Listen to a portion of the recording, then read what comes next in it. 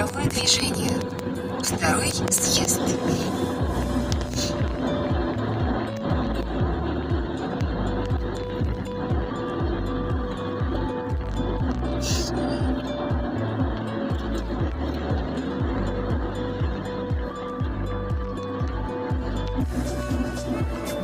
Круговое движение. Второй съезд.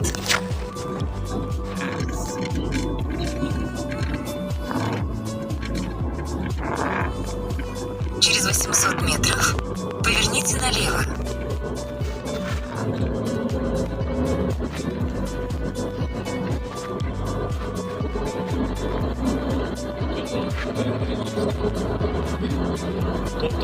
Через 200 метров поверните налево.